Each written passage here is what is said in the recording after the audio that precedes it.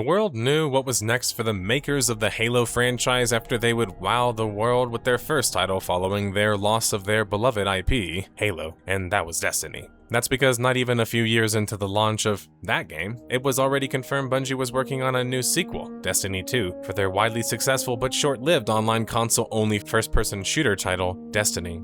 The sequel, Destiny 2, was originally planned for 2016, a delay that would even result in its CEO, Harold Ryan, stepping down, but would push on regardless to launch in the fall of 2017, this time on all platforms including the PC. It wouldn't take them long to reach even greater heights and success, blazing past 1.2 million concurrent players online, and with the base game now being free, it has reached as many as 50 million plus players. But just when it seemed like Destiny and Bungie's momentum with them couldn't be stopped, Bungie would split from Activision suddenly due to claims of Activision wanting another sequel, and within 2 years would be acquired in one of the more shocking acquisitions in the gaming space ever. But none other than the Japanese-founded, American-stationed Sony would purchase Bungie for a whopping $3.6 billion. Destiny 2's content following this acquisition would largely fall off a cliff in terms of quality and reception with its fanbase, which would eventually lead to a number of developers departing the project and a desire to make spin-off Destiny projects, or even potentially another sequel, to keep the gravy train rolling. This would lead up to the most recent happenings in the news space. As of the summer of 2026, which was just less than a week ago, Bungie would make the shocking announcement that they would be planning significant layoffs and that the sequel was not in the works.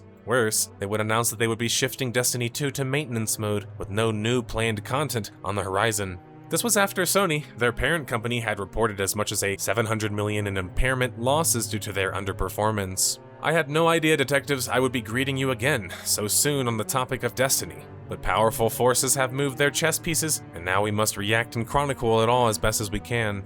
Specifically here on the Death of a Game series, we focus on searching for the largest contributing factors to a game or company's death or process of dying by utilizing a timeline of events and various pieces of evidence, all culminating in a final deduction where we gather all the clues together and put the case to rest, with a hint on what the next episode will be at the very end of the episode too.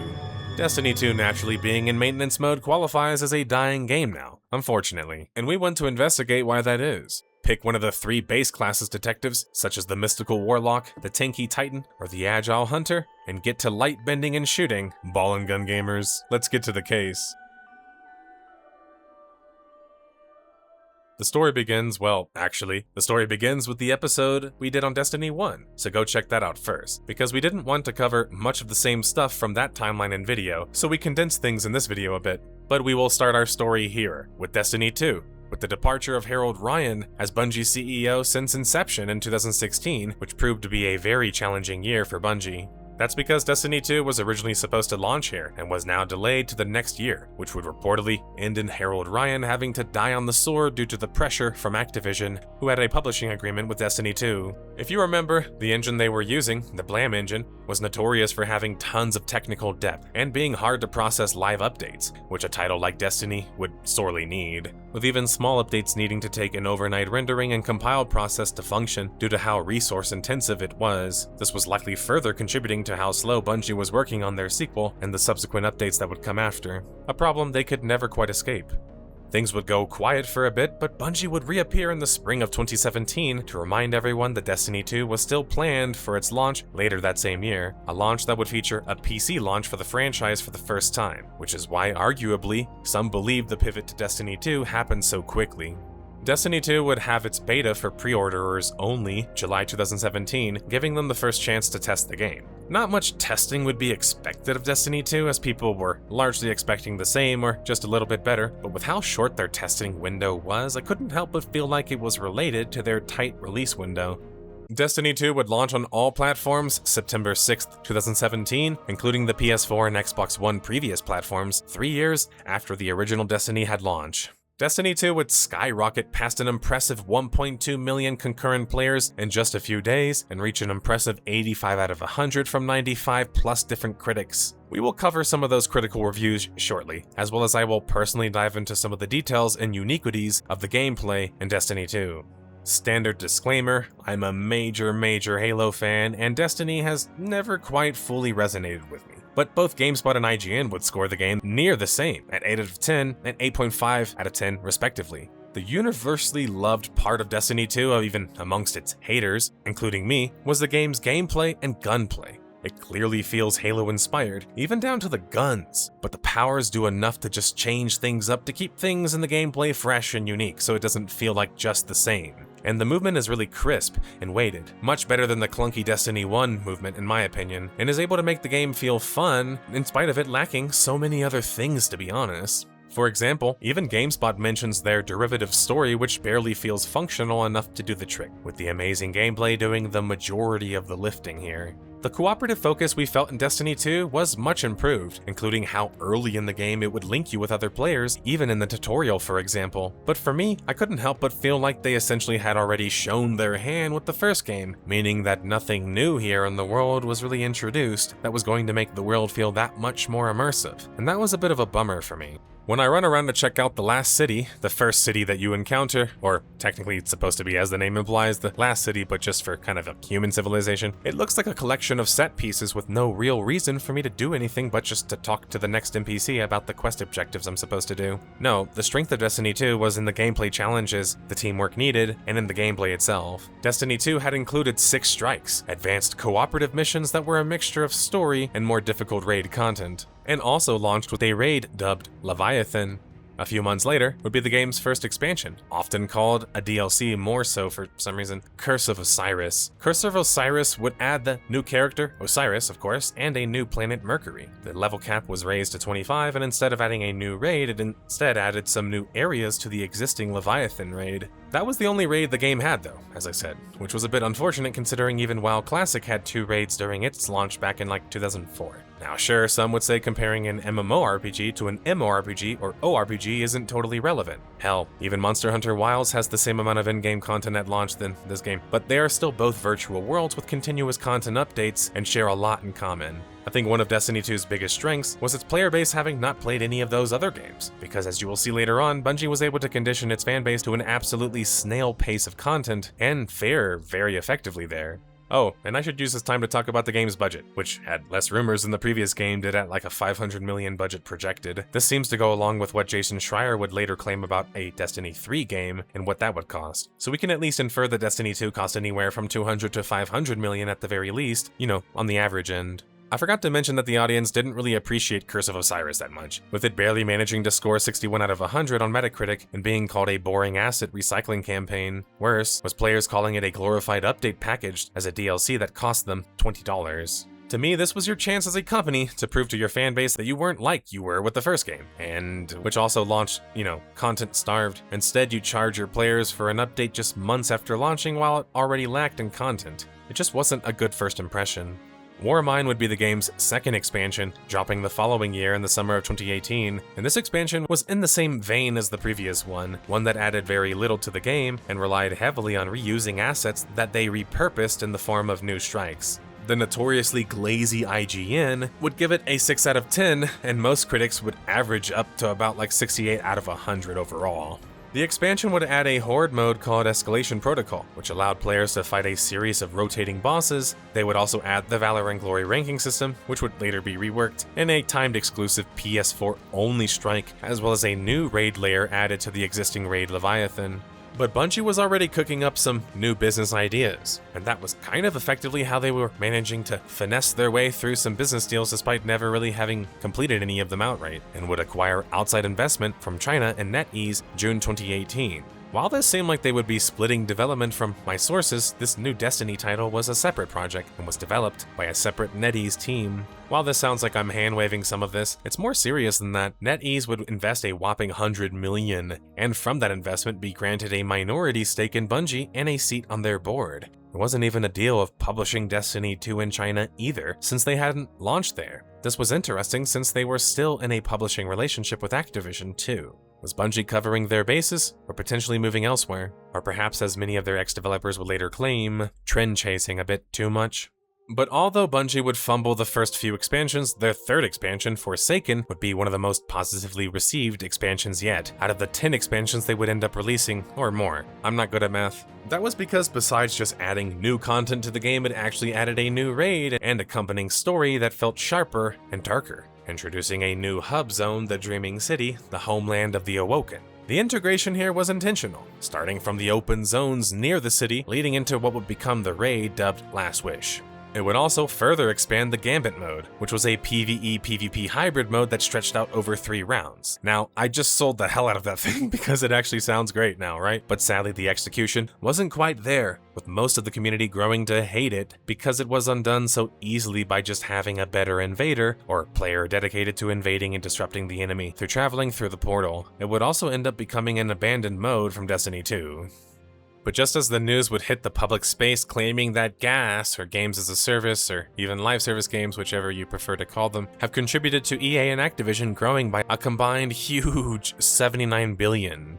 Bungie would, to start off the year in 2019, split from Activision and still managed to maintain the rights for Destiny, something they couldn't do the last time they split from a major company in Microsoft with their prior IP Halo. According to Jason Schreier, a major source on this subject, and other major sources, Activision wanted Bungie to start cooking on their next Destiny game even just 2 years after launching again, having kind of conditioned them to this with their previous launch. But the Bungie team disagreed. They felt like Destiny 2 was different and had enough of a foundation to further build on, which I would agree with, and I have to give them credit for because they could have easily just accepted moving on to the next game even though Destiny 2 had so little content. I mean, the game's base story is like 15 hours long, which is 5 hours longer than the original Halo Combat Evolved campaign.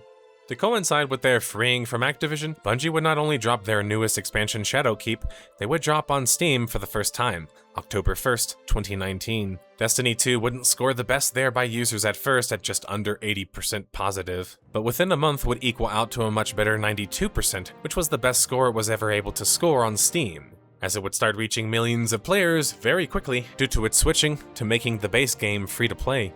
Shadowkeep, though, was a poor expansion to parallel launch with, however, as it's a rather middling and forgettable expansion that once again reuses assets, this time an entire planet and the Earth's moon. Even the new enemies themselves, the Nightmares, are just existing baddies with red mist sprayed around them, according to US Gamer.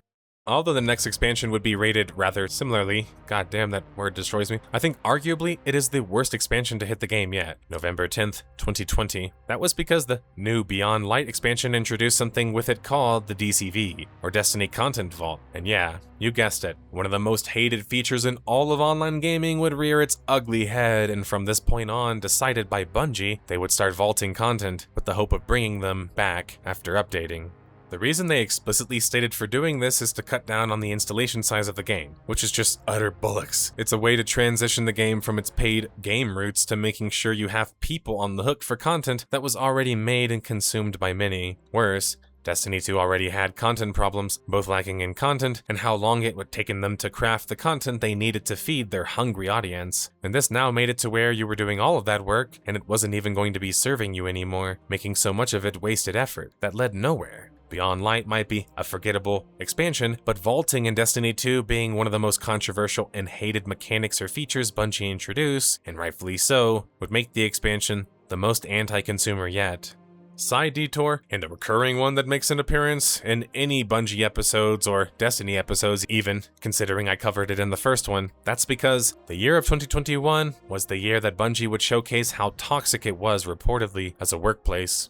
This would eventually lead to Chris Barrett, one of the lead designers, being terminated following calls of harassment, sexism, crunch, and more at the studio. Things got so bad due to multiple reports, as many as 26 employees making the headlines, that CEO Pete Parsons would have to respond, who took over after Harold Ryan left. The upper management at Bungie had made their game developers' lives just way more difficult, and also worsened the quality and length needed for development on projects, and their overall executive squad seemed to have this frat boy inside culture about them. I mean, hell, Ryan Ellis would depart the company and go and lead the failure alongside Harold Ryan that was Concord, and be accepted right back into Bungie, right after that, as an example. And I'm sure there's many more.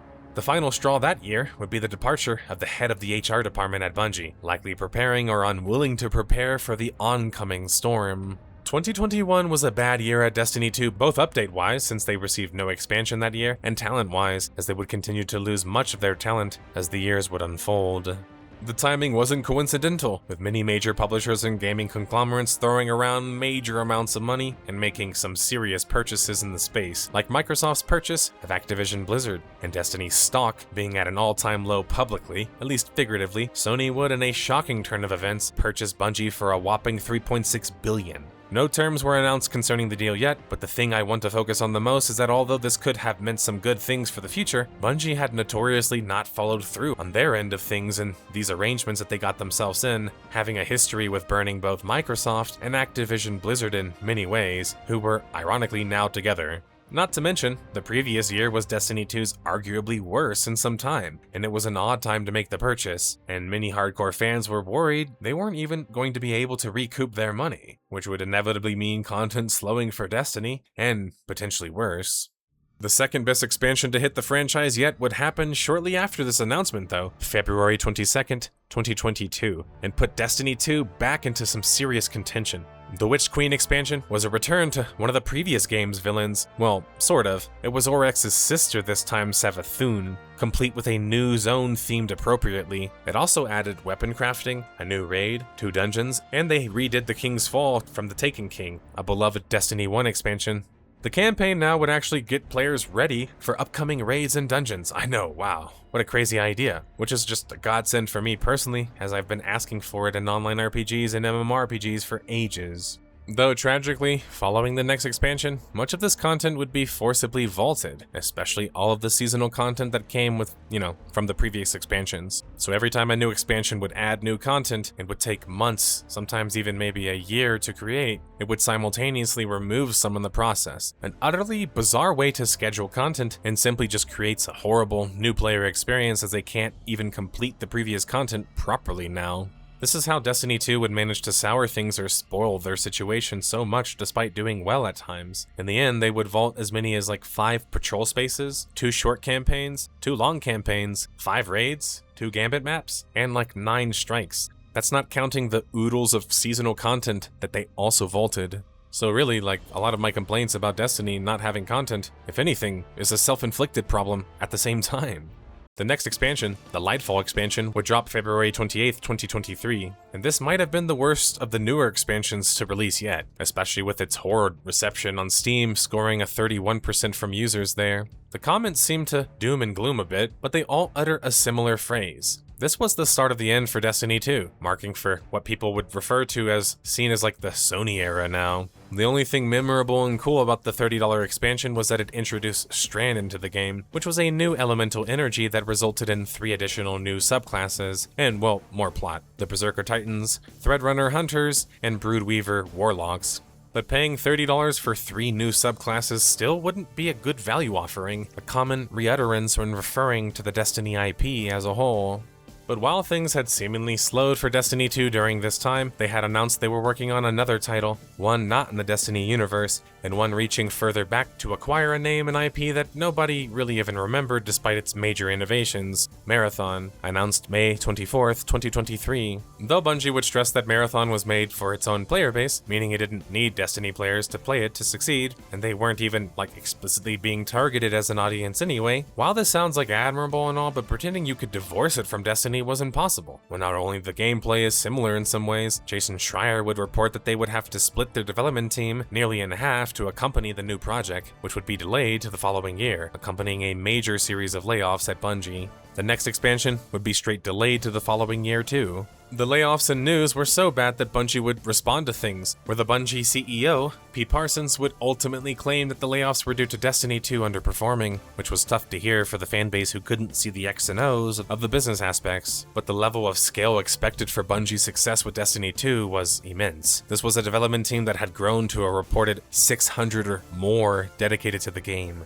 This payroll alone could cost as much as $70 million per year, meaning they had to clear at least that, and then some. And this is when Bungie and many others watching this might learn a harsh but important lesson, and that's simply that if you don't ever expand the sandbox of your world, the game's development is not sustainable. Relying completely on perishable content, including ripping it off the shelves with vaulting, in a game with immense technical depth was nearly impossible. I mean, it's nearly impossible for the developers and publishers who managed to pull it off already, like Final Fantasy XIV and WoW relying on not just big IPs but having huge teams and obviously being 2 of the biggest games in the space. And yet even then they still have their up and down periods because of their expansions, since they also lack sandbox content. And their games are much cheaper and easier to develop content for, sure, we have to admit.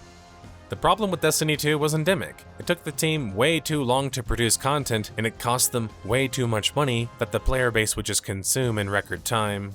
And while that was working out before, the numbers weren't quite mathing up now. And when things seemingly couldn't get any worse, Bungie would release a pay-to-win starter pack that would cause so much backlash, they would have to pull it from the store. This pack had included some powerful starting weapons and some in-game materials that would greatly expedite the progression in the game. Bungie just couldn't catch a break, but these wounds were self-inflicted, so it's not like I'm feeling bad for them or sorry for them. And sure, you can argue that Sony was the one urging this sort of thing and pushing them around, but somebody had to do it, right? Bungie was a company that largely got to operate above board for the majority of its life cycle. Another year without an expansion probably just wasn't going to make matters any better though.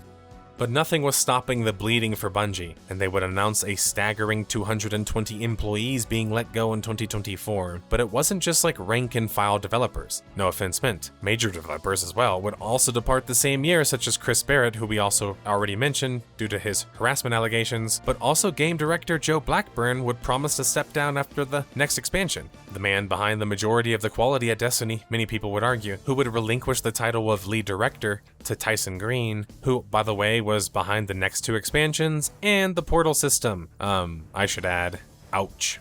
And even more senior executives like Luke Smith and Mark Noseworthy, who were reportedly working on another themed Destiny game that was supposed to be close to Genshin Impact in many ways, would also depart the company. This project, dubbed Payback, would be shut down, with Smith and Noseworthy departing immediately after. Luke Smith was a face of Destiny, like Joe Blackburn, and was one of the big names behind the Taken King expansion for Destiny 1, which is kind of like considered the peak of the game, and thus is often credited for steering the ship in the right direction. His departure would create a void that would never quite be filled. The final shape, aptly named as it would conclude the main story in Destiny 2, a story that, by the way, if you do the math and play it slow, only amounts to like 40 to 50 hours of gameplay just off the story, but it would drop June 4th, 2024. The final shape was a return to form for the series, and would go on to become the best rated expansion in the series yet. This expansion had the Guardians working together to mount an offense against the game's very ultimate villain, the Witness. Complete with plenty of emotional moments, a rocket ship proper pacing for a final episode, and memorable happenings. Its content, instead of being trickled out in seasons, was instead released in 3 larger episodes, and the difficulty levels were expanded to legendary for the game in the previous expansion content. One of the large negatives that the Destiny fanbase had about the expansion though, besides its rocky launch, was that many of the missions would require you to team up with other players, which might be okay on its face, cause that's what the game's about, but many of the mission matchmaking had very little players to play with, sometimes even making it unbeatable at times for certain players. So it was a bit of a flaw in design, and it seemed like despite the prior layoffs, Bungie was still dedicated to Destiny 2, as they would announce a new movement dubbed Codename Frontiers, that was essentially a promise to stay engaged with the game and came with a roadmap containing new content promises. That came in the form of 2 new expansions that were promised for the following year, and more post-live content being promised for the perpetually starved Destiny audience. August 1st, 2024 would come, and a former Bungie employee would make a serious claim, but they were a proper source. They would state that Bungie was facing insolvency, aka their company having to fold, before they got acquired by Sony, and with how fast the wheels were falling off the wagon now, it was hard not to believe such a thing. But despite the player base assuming a sequel was coming after the termination of the main story, reports would be made public the same month that Bungie was reportedly not working on a new Destiny game and was instead focused on smaller updates that might even be free. According to a former Bungie lawyer though, for many years, Bungie following the Sony acquisition had acted largely independent and kind of had that like company-wide expectation and directive essentially. Don McGowan would state that the talent at the director and below level was great with Bungie, but with the C-suite executive personnel, it would make him question how they even got to their position in the first place. He wouldn't mince words, claiming that Bungie got too comfortable relying on fan service and massaging of egos at the higher levels, and they just stopped caring about new player acquisition, which had been hurting them for many years. And he was right. Sony had made things known that the age of Bungie's independence now had come to an end, and they were now stepping in to manage what was billions on the line. To mark the new age of major changes promised by Bungie to bring things around would be their next expansion, Edge of Fate, which dropped July 15th, 2025. Sadly, this expansion wasn't a return to form for Destiny 2. Instead, it was one of the worst rated expansions yet. Since the main story had concluded, the new expansion featured a new location in the Ort Cloud containing the Mysterious Nine, a celestial pantheon of dark matter-based entities. But since this was a new story, it had essentially reset previous progress for players by reworking base levels and stats. And this was a $40 expansion that required you to revisit the same location over and over again like a horde mode, and suddenly Destiny had become more of a puzzle game, or Metroidvania, which was turning players off outright. I mean, Destiny at its core was a ball and gun game. It had such little story, plot, and puzzles in it that overly relied on its quality gameplay over the other substance. So it kinda didn't have anything else, and players were kind of expecting that at that point. But things were even worse now, as this expansion would be the introduction of the portal system, which would replace the prior world map and now allow players to easily teleport instantly around to different points of interest.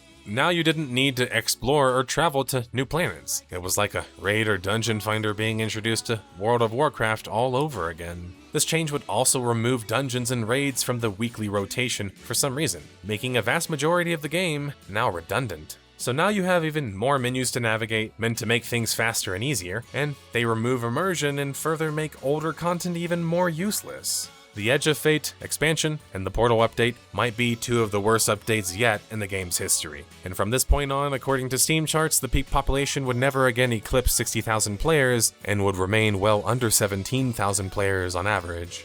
Pete Parsons would depart Bungie after 23 years and 10 years as the studio head, August 21st, 2025. Pete would be replaced by Justin Truman, who previously had been in charge of the Destiny franchise. Pete simply just, I think, didn't want to deal with the fall off of their major poor decision-making catching up to them after all these years, as he left right as the franchise was in its absolute worst state.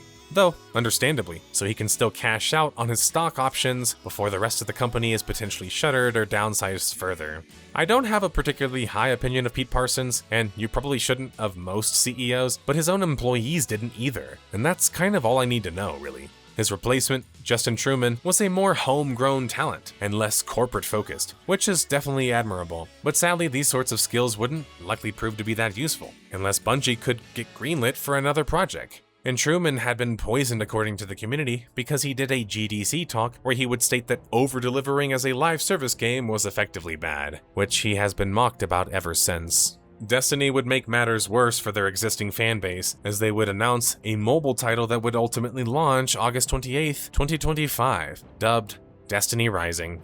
This title was able to garner a ton of publicity and early attention, but after its initial successes would have a heavy drop in player numbers and revenue following.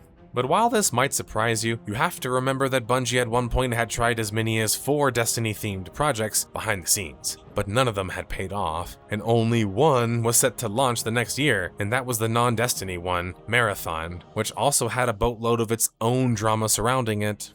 And don't listen to the bad arguments that try to state that splitting resources from Bungie's main development team didn't affect the other games or even the main game, but it also showed the fanbase that the developers were more focused on chasing trends than finishing their game. That's something that the lawyer said as well, remember? And I say finishing because this is when I have to let the cat out of the bag. Destiny 2 is arguably a fairly incomplete game besides the whole vaulting thing, especially when compared to other similar games in the market. When you take a look at how long to beat, a player-supported polling site where players fill in how long it took them to beat or play certain games or expansion content, Destiny 2's main story is only about 15 hours. With all of the expansion content, yeah, like 8 to 10 expansions, that only adds another 30 hours of content to the game. Now you might be saying, but what about the raids and dungeons and maybe even like collecting exotics? And sure, let's say we add another 200 to 300 hours to that equation to account for. Guys, World of Warcraft's base leveling experience to 60 took me nearly 300 hours alone, and that's not counting the expansions, raids, or dungeons, or PvP.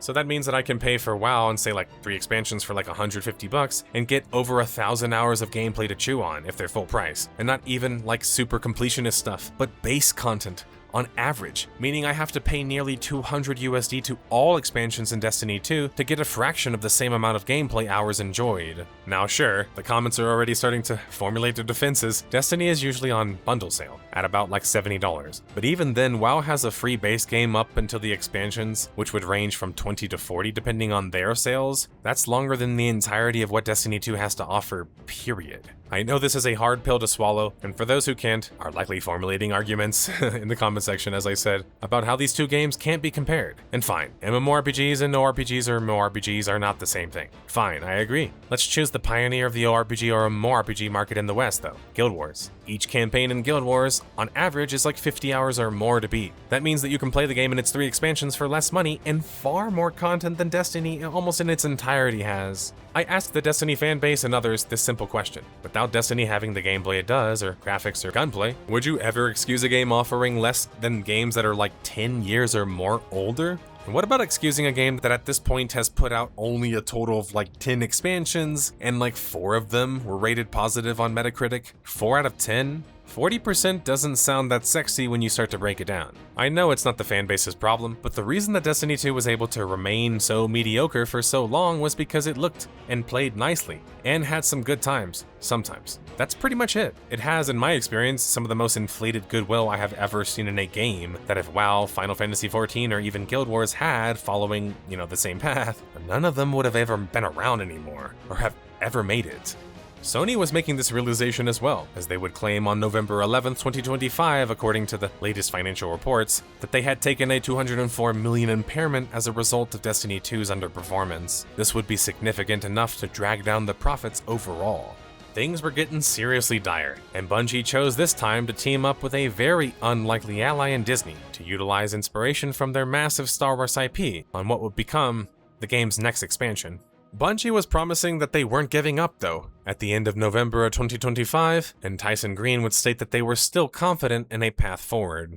The Renegade expansion, an expansion so Star Wars themed it might as well be it, would drop December 2nd, 2025. This was another middling expansion that was rated fairly low by critics and players even more so. Following a new set of pre-established characters, the player, or Guardian, are caught up in a new drama to fight the rising Barrent Imperium, and even the new locations are inspired by the Star Wars IP, including a new dungeon. But sadly, the new campaign was kind of a dud, with you simply traveling from zone to zone interacting with NPCs as your form of quest progression, which honestly sounds like the base game all over again. Worse, Star Wars' IP, besides the expanded universe and like TV shows, had taken a large popularity hit, so by the time this crossover happened, their buzz had slowed a lot. Simply put, some players had called the Renegades expansion one franchise cosplaying as another, or a bad Star Wars fanfic in the Destiny universe. The only objectively good thing the expansion did besides tickle some nerds' nostalgia parts was largely rid the game of the game's annoying portal system. Though they wouldn't fully remove it since the game had essentially been reworked to operate with it, it would at least heavily change enough of the aspects about it to strip most of it down. The population would drop off a cliff following the expansion though, and has never recovered since on Steam charts. The layoffs and disappointment wouldn't stop there, with Sony in the summer of 2026 reporting a massive $765 million impairment loss due to the underperformance of Marathon, their developer Bungie, and of course, Destiny. Marathon, which launched just a few months prior, had an impossible burden suddenly shouldered onto it. It was now expected to take the weight of the entire company of Bungie upon it, hundreds of developers in all, especially as Destiny only continued to massively slow, a burden it was never designed for. And the expectations pretty much matched this in lifetime after it launched, a game that would cost as much as $250 million to develop. Bungie had dropped an incredibly niche PvP-focused extraction shooter with gameplay more difficult than Destiny and Marathon, and very few people were finding it to be that enjoyable past a point, while many others were questioning if a market for it ever existed in the first place. But the huge impairment loss would only lead to more potentially rash decisions being made concerning Bungie and their IPs, such as the one we're covering, Destiny 2. A few weeks would pass and suddenly news would hit the web that would shock all, including me, myself, and I, and that was coming from a report from Bloomberg that claimed that not only would Bungie suffer from major layoffs soon, they would be winding down support for Destiny 2, and also suffer from extensive and significant layoffs at the company overall. Bungie reportedly would continue to pitch games in the Destiny universe, but there was no guarantee they would be greenlit for full production due to the current circumstances and, well, the fact that they already had like 4 other failed projects. Worse, they had no other games in the pipeline, including a sequel, Destiny 3. Some fear that Sony would swing the rest of the axe at some point too, especially as doom and gloom as things were continuing to look. But reportedly the plans for Destiny 2 and its shifting to maintenance mode were kept from Bungie's staff, as a report from Forbes would claim. This was rough, as it would give developers very little time to make the hasty decision to look elsewhere for employment because they're anticipating a major layoff, and was a sudden seeming death knell to a series that had been in the ecosystem for 12 years at that point. But the rope had run out, and Bungie could no longer spin their wheels without being able to produce what they were promising or worth money-wise anymore. Marathon would announce their Season 2 shortly after this, and with promises of some PvP light modes and potential PvE to accompany it, which people had been asking for. But I have no idea why, because you already had that game. It was called Destiny 2. And despite promises of the community rallying behind Marathon as a way to promise more of a future for Bungie or Destiny, its player count as of June 2026 still remains at barely 13,000 players peak, which is almost half as low as Destiny 2's population, mind you.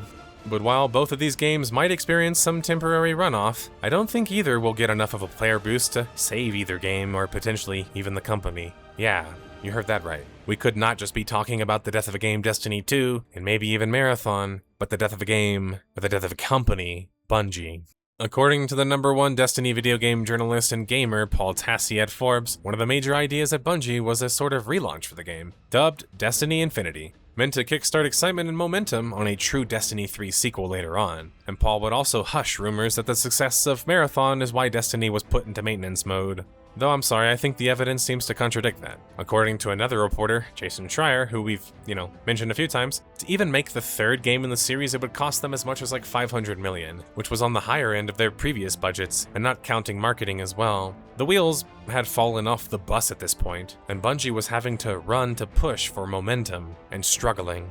Paul would also detail that Destiny 2 was promising their best update in years as their final update, an update set for June 9th, 2026. Set to be their last update would be the return of the previous destination map as a central screen for the game, finally fully sidelining the portal mode. The destinations would get some minor upgrades, such as difficulty increases, new special maps, and a new weapon pool. Iron Banner and Trials of Osiris would be on rotations forever, also getting some new weapons, armor, and loot refreshes for PvP too. In this update, the Destiny team would express their gratitude and joy to having been able to explore the Destiny universe with you all, which sounded ominous, but they were titling the post "Every End is a New Beginning," seemingly summoning just a bit of hope left. Hopium, or copium. With the June 9th, 2026 update set to be the last update for Destiny 2, and the game being shifted to maintenance mode, we have also come to an end on our timeline. We have gathered more than enough clues to solve this mystery, but in case you missed any of the clues along the way, why did Destiny 2 ultimately find itself on the Death of the Game series? A series that also covers not literally dead games since its inception? High cost, long content development time, and poor value. Bungie was acquired by Sony and held accountable. Poor C-suite and executive management. A poor new player experience. Vaulting of content. A very stale and poorly developed world. Took a bunch of unsuccessful trend-chasing gambles and none of them paid off. Well, detectives, the story of Destiny as a franchise might be soon coming to an end altogether, and although that sounds absolutely wild for me to say out loud, I have to echo a sentiment I raised in my previous Destiny video. And that's in my opinion, simply speaking, Destiny as a game was always better as an idea in people's heads than an actual game. A game that took 8 years to drop 15 raids, while WoW took the same time to drop like 30 or 40. Destiny 2, like its predecessor, was a pretty good game, but being pretty good for the amount of hype around the game and the amount of money the game was costing was not good enough. While D1 never got its fair shake, D2 was Bungie's chance to right so many wrongs, and instead they created even more of them. And as for Bungie, I mourn for those who will lose their job and have to struggle, but this is a company who is now into their 3rd major deal in the industry, is failing their end of the bargain yet again. We can neither claim this is unexpected at this point, nor can we blame Sony for wanting to move on eventually either, unless something massive were to happen. That's a bummer really, because there's a load of talented devs at Bungie under that problematic leadership. But thanks for watching, detectives, and let me know in the comments below what you thought about Destiny 2 as a game, and any reasons you think I missed for why it ultimately got shifted to maintenance mode. Oh, and for the extra brave, feel free to attack any of my weak points or arguments you find amusing throughout the video. Just please don't freak out if I respond to you. You'll be okay. To the next case. Who's that Pokemon?